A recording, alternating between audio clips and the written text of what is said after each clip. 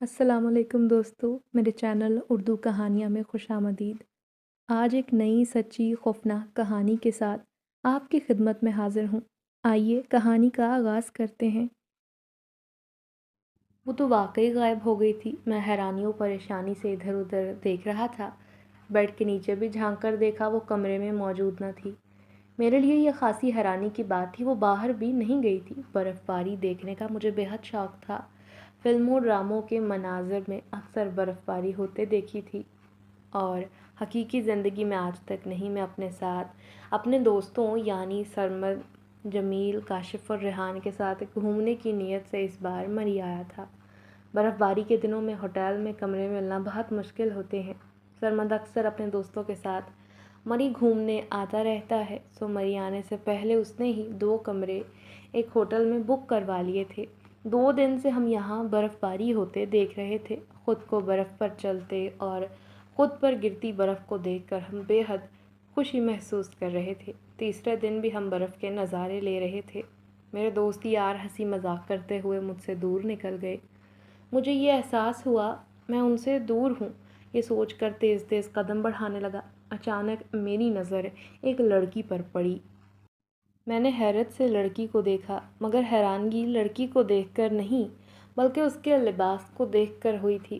اس نے سردی سے بچنے کے لیے کوئی خاص گرم لباس پہن نہ ہوا تھا۔ وہ عام سے کپڑوں میں تھی، جیسے گرمی کے دنوں میں لباس پہنا جاتا ہے۔ اس کی آنکھیں موٹی اور پلکیں لمبی تھیں۔ چہرہ ایسا کہ ایک لمحے کو اپنی پلکیں جھپکانا ہی بھول گیا۔ ایسی خوبصورت لڑکی اپنی پوری زندگی میں نہیں دیکھی تھی۔ جسم چھریرا تھا۔ اس کے دیکھنے پر مجھے جسم میں گدگدی محسوس ہونے لگی۔ کیسی ہو کاشان؟ وہ بولی۔ مجھے حیرت کا جھٹکا لگا۔ وہ مجھے کیسے جانتی ہے؟ میں تو زندگی میں پہلی بار مری آیا تھا۔ میرے قریب آؤ، اتنا دور کیوں ہو؟ وہ مسکرائی۔ تم کون ہو؟ میں نے اس کے قریب ہوتے ہوئے پوچھا۔ یہ مت پوچھو، تم میرے ہو، یہ بات ذہن نشین کر لو۔ تم مجھے نہیں جانتے مگر میں تمہیں جانتی ہوں۔ کیسے؟ میں نے پوچھا۔ تم بہت حسین ہو، اگر میری زندگی میں آ گئے تو میں خود کو دنیا کا خوش نصیب تصور کروں گا۔ میں خوش ہوتے ہوئے بولا، مگر میرا نام تو کچھ اور ہے۔ مگر تم عاشی کہہ سکتے ہو۔ اصل نام کیوں نہیں؟ وہ بہت مشکل ہے۔ پھر بھی کیا نام ہے؟ عاشی؟ عاشی کیا پیارا نام نہیں؟ ہاں پیارا ہے، میں نے کب کہا اچھا نہیں؟ تمہارے عاشی کے نام سے پکارنے پر مجھے خوشی ہوگی۔ وہ بولی۔ تم رہتی کہاں ہو؟ مری میں رہتی ہوں، مگر اب تم جہاں رہو گے میں بھی وہیں رہوں گی۔ ایسا کیسے ممکن ہے؟ میں تمہیں ممکن کر کے دکھاؤں گی۔ وہ مسکرائی۔ مجھے خوشی ہو گئی کہ تم میرے ساتھ ہو۔ میں نے مسکرا کر کہا۔ میرے دوستوں کو میرے پیچھے رہ جانے کا احساس ہو گیا تھا، سو سرمد مجھے دیکھنے کو آ گیا۔ تم یہاں کھڑے کیا کر رہے ہو؟ وہ بولا۔ میں نے یہ کہتے ہوئے عاشق کی طرف دیکھا۔ وہ وہاں موجود نہیں تھی۔ مجھے حیرت کا جھٹکا لگا۔ پل بھر میں بھلا وہ کہاں غائب ہو گئی؟ میں بولا۔ وہ سوچ میں پڑ گیا کہ سرمد کو کیا بتاؤں۔ عاشی وہاں ہے ہی نہیں۔ میں اس کا ذکر کرتا ہوں تو یقیناً وہ میرا مذاق بنائے گا۔ میں نے کہا۔ میں سرمد کے ساتھ چل دیا۔ ہمارے ساتھ رہا کرو یار، اگر گم گئے تو تمہیں کہاں ڈھونڈتے پھریں گے؟ سرمد نے کہا لگاتے ہوئے کہا۔ میں کوئی دودھ پیتا بچہ نہیں ہوں جو گم ہو جاؤں گا۔ میں نے کہا گم ہونے کے لیے بچہ ہونا ضروری نہیں۔ تم نے اکثر اخبارات میں تلاش گمشدگی کے اشتہارات پڑھے ہوں گے نا؟ ان میں بوڑھے لوگوں کے گم ہونے کا ذکر ہوتا ہے۔ میں نے کہا مگر میں ابھی بوڑھا نہیں، نوجوان ہوں، اس میں کوئی شک نہیں۔ تم جوان ہو، مگر گم ہونے کے لیے لازمی نہیں ہے کہ وہ بوڑھا یا بچہ ہو۔ جوان بھی گم ہو جاتے ہیں۔ جب گم ہوا دیکھا جائے گا۔ میں ہنس دیا اور ہم دونوں باتیں کرتے کرتے اپنے دوستوں سے آ ملے۔ اس برف باری میں کوئی دوشیزہ مل گئی تھی، ریحان نے چھیڑا۔ ہاں یار، ایسا ہی سمجھ لو۔ میں مسکرا دیا۔ ہمارا دوست چھپا رستم نکلا، پہلی بار مری میں آیا ہے اور اسے دوشیزہ بھی مل گئی۔ کاشف بولا۔ اپنی اپنی قسمت ہے۔ میں نے شوخی سے کہا۔ ہاں بھائی، واقعی قسمت کی بات ہے، ریحان نے کہا۔ تو پھر بتاؤ، اس حسینہ سے کب ہماری ملاقات کروا رہے ہو؟ بہت جلد کروا دوں گا، اتنے بے صبرے مت بنو۔ میں نے کہا۔ میری طرف سب یوں دیکھ رہے تھے جیسے ان کو یقین نہ ہو کہ واقعی میری کسی لڑکی سے ملاقات ہوئی ہے۔ شام گئے، ہم وہ ہوٹل کو واپس لوٹ گئے۔ دن بھر چلتے رہنے سے ہم سب ہی خاصے تھک گئے تھے۔ اتنا چلنے کی ویسے تو ہمیں عادت نہیں تھی، برف باری کا بھرپور لطف اٹھانے کو ہم خوب گھومے پھرے تھے، اسی لیے تھک جانا فطری بات تھی۔ سو رات کو جلدی سو گئے تھے۔ اور رات کا نہ جانے کون سا پہر تھا، میری آنکھ کھل گئی۔ کمرے میں عاشی موجود تھی۔ اسے اپنے سامنے دیکھ کر مجھے بڑی حیرت ہوئی۔ دروازے پر جب نظر گئی بدستور بند تھا، تو وہ کیسے کمرے میں آ گئی؟ عاشی میری ذہنی حالت کو سمجھ رہی تھی، سو وہ مسکرائی۔ مجھے کمرے میں دیکھ کر تم حیران ہو رہے ہو نا؟ ہاں، تم اندر کیسے آئی؟ میں کہیں بھی آسانی سے آ اور جا سکتی ہوں، میرے راستے میں کوئی رکاوٹ نہیں آ سکتی۔ کیا واقعی؟ میں چونکا۔ ہاں دیکھ لو کتنی آسانی سے میں تمہارے اس بند کمرے میں آ گئی ہوں۔ ہاں، اس بات پر تو میں بھی حیران ہوں۔ تم حیران مت ہو۔ کیوں؟ کیونکہ میں تمہیں حیران پر حیران کر سکتی ہوں اور ہر بار کر سکتی ہوں۔ کیا میں نے تمہیں بند کمرے میں آ کر حیران نہیں کیا؟ ہاں، وہ تو کیا ہے۔ چلو، جب تم چاہو گے میں تمہیں دوبارہ حیران کر دوں گی۔ مجھے حیران ہونے کا شوق نہیں، تو پھر کس کا شوق ہے؟ تمہاری قربت چاہتا ہوں، اسی لیے تو آئی ہوں۔ عاشی تم کہاں غائب ہو گئی تھی جب میرا دوست آ گیا تھا؟ میں کہیں نہیں گئی تھی، میں تو وہیں موجود تھی۔ تو پھر نظر کیوں نہیں آ رہی تھی؟ میں کچھ دیر نظروں سے اوجھل ہو گئی تھی۔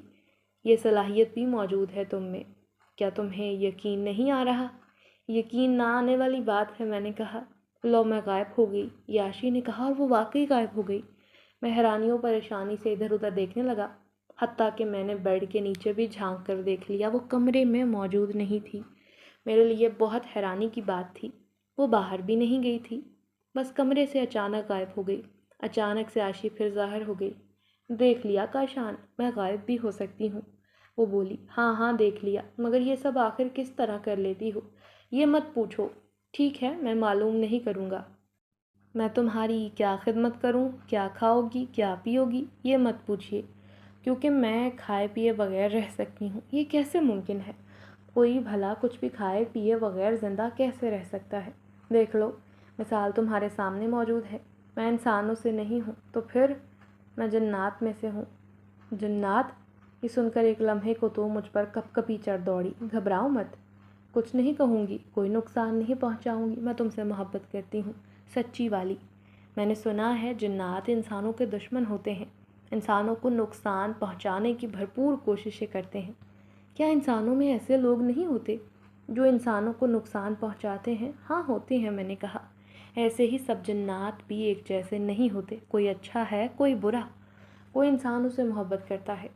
ایسے ہی میں تم سے محبت کرتی ہوں۔ تم نے مجھے پہلے کہاں دیکھا ہے؟ میں نے پوچھا۔ مری میں دیکھا ہے، اور بس دیکھتے ہی تم پر عاشق ہو گئی۔ پہلی بار دیکھنے پر مجھے تم سے عشق ہو گیا۔ محبت سوچ لینے سے نہیں ہوتی، اور نہ ہی سوچ سمجھ کر کی جاتی ہے، یہ تو بس پہلی نگاہ میں ہو جاتی ہے۔ تم نے درست کہا، واقعی محبت پہلی نظر میں ہو جاتی ہے، جیسی ہم دونوں کو ہو گئی۔ کچھ دیر تک باتیں کرنے کے بعد وہ چلی گئی۔ میں سونے کے لیے بیڈ پر لیٹ گیا، مگر نیند مجھ سے کوسوں دور تھی۔ میں عاشق کے اس تصور میں ڈوبا ہوا تھا، جو کروٹوں پر کروٹیں بدلتا رہا، مگر بھرپور نیند نہ لے سکا۔ اگلی صبح بیدار ہونے پر طبیعت بوجھل بوجھل رہی۔ مری میں جتنے دن ہم رہے، وہ ہر رات مجھ سے ملنے آتی رہی۔ میں جب دوستوں کے ساتھ گھوم رہا تھا، اس وقت بھی وہ ایک لمحے کو جھلک دکھا کر غائب ہو جاتی۔ ہم جب کراچی گئے، وہ بھی میرے ساتھ چلی آئی۔ وہ سائے کی طرح میرے ساتھ رہی، مگر دکھائی کسی کو نہیں آتی تھی۔ میں اس سے بھرپور عشق کرنے لگا تھا۔ عاشق کے عشق میں خود پر بالکل توجہ دینا چھوڑ بیٹھا تھا۔ حالت کسی مجنوں جیسی ہو گئی تھی۔ گھر اور گھر سے باہر کیا ہو رہا ہے مجھے کچھ خبر نہ تھی۔ میں ہر وقت اپنے کمرے میں خود کو بند رکھنے لگا۔ عاشی میرے پاس ہی رہتی، اگر وہ کہیں جاتی بھی تو کچھ وقت کے لیے جاتی تھی اور پھر لوٹ آتی۔ خود پر توجہ نہ دینے سے میرا حلیہ عجیب و غریب ہو گیا تھا۔ سر کے بال بے تحاشا بڑھا لیے تھے، شیو کرنا چھوڑ دیا تھا۔ گھر والوں کے بار بار بال کٹوانے کا کہنے کے باوجود بالوں پر توجہ نہ دیتا۔ میرا حلیہ یوں ہو چکا تھا کہ پہلی نگاہ میں دیکھنے والوں کو یوں لگتا کہ میں پاگل ہو چکا ہوں۔ میری حرکات بھی سر پھرے دیوانے پاگل سے کم نہیں تھی۔ میں ہر وقت عاشی کو اپنے پاس محسوس کرتا، سوائے میرے وہ کسی کو دکھائی نہ دیتی تھی۔ میں عاشی سے باتیں کرتا، گھر والے سمجھتے میں خود سے باتیں کر رہا ہوں۔ پورا دن کمرے میں گزارتا، نہ باہر آتا۔ دن میں کئی بار کمرے میں مجھے دیکھنے کو والدہ آنے لگی تھیں۔ والد اور بہن بھائی بھی میرے بارے میں فکر مند ہو گئے تھے۔ ابو دفتر جاتے ہوئے مجھ پر ایک نظر ڈالتے اور والدہ سے کہتے، بیگم میں دفتر جا رہا ہوں، کاشان بیٹے کا خیال رکھنا۔ میں اس کی ماں ہوں فاخر، مجھ سے زیادہ کون اس کا خیال رکھے گا؟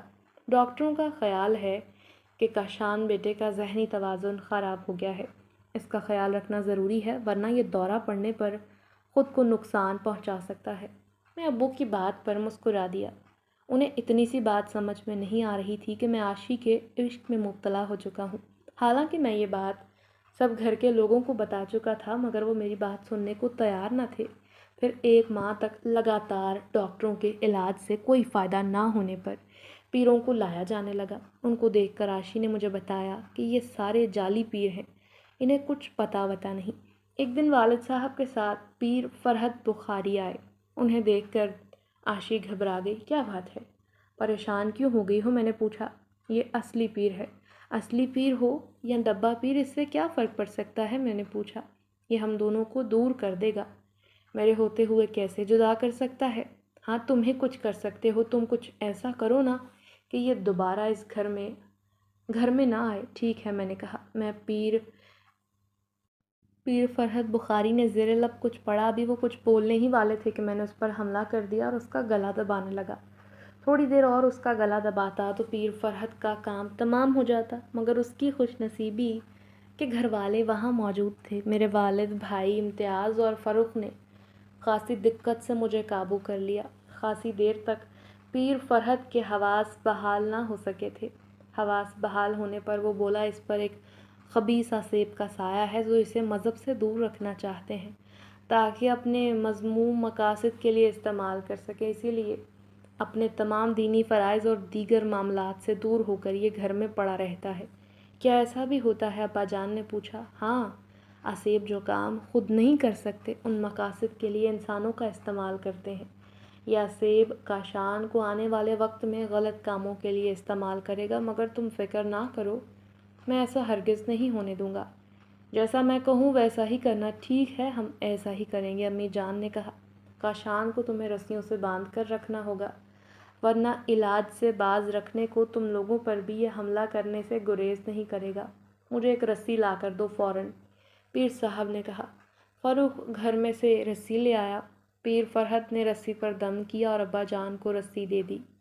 پیر صاحب کی ہدایت پر مجھے کرسی پر بٹھا کر کرسی پر باندھ دیا گیا۔ اب میں اس حالت میں نہیں رہا تھا کہ کسی اور شخص پر حملہ کر سکوں۔ کئی ہفتے میرا علاج چلتا رہا۔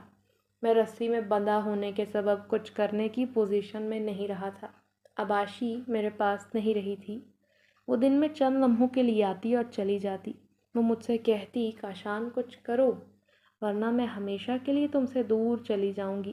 مجھے رسی میں جکڑ کر بے بس کر دیا گیا ہے۔ میں کہتا، ہاں یہ پیر بہت چالاک ہے، اسے پہلے سے ہی اندازہ ہو گیا تھا کہ تم گھر والوں پر حملہ کر سکتے ہو۔ اسے کیسے معلوم ہوا؟ میں نے پوچھا۔ تم نے پیر فرحت پر پہلے دن حملہ کر کے اسے ہوشیار کر دیا تھا۔ تمہیں ایسا نہیں کرنا چاہیے تھا۔ تم سے جدا کرنے کا سن کر میں خود پر قابو نہ رکھ سکا اور پیر فرحت پر بس حملہ کر دیا۔ تمہاری اس غلطی سے پیر ہوشیار ہو گیا، اس نے کہا۔ ایک دن عاشی میرے پاس آئی اور بتایا کہ اب وہ ہمیشہ کے لیے میری زندگی سے دور جا رہی ہے۔ یہ سن کر میں تو بے اختیار تڑپ اٹھا۔ تم نہ جاؤ، میں نے کہا، مجھے جانا ہوگا، ورنہ کیا؟ ورنہ پیر فرحت مجھے جلا کر راکھ کر دے گا۔ کیا وہ ایسا کر سکتا ہے؟ ہاں کر سکتا ہے، وہ بہت پہنچا ہوا عامل ہے۔ اس کے لیے جنات کو جلا کر راکھ کرنا معمولی بات ہے، چٹکیوں کا کھیل ہے۔ پھر تم چلی جاؤ گی؟ ہاں مجھے جانا ہوگا۔ ایسے مت کہو، میں تمہارے بغیر زندہ کیسے رہوں گا؟ میں پھٹ پڑا تھا۔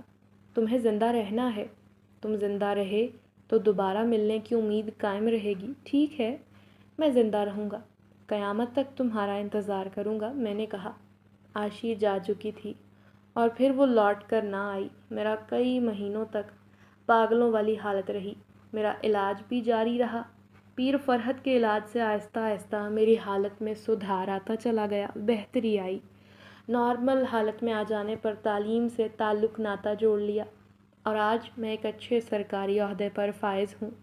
گزرے ہوئے وقت اور عاشی کے متعلق سوچتا ہوں تو مجھے خود پر شرمندگی ہوتی ہے کہ ایک آسیب کے چکر میں پڑ کر میں تو اپنی زندگی برباد کرنے پر تل گیا تھا، اور یہ پیر فرحت صاحب کا مجھ پر احسان ہے کہ آج میں واقعی ایک نارمل انسان کی طرح پرسکون زندگی جی رہا ہوں۔ اگر وہ نہ ہوتے تو میرا کیا ہوتا؟ میں ان کا بے حد شکر گزار ہوں۔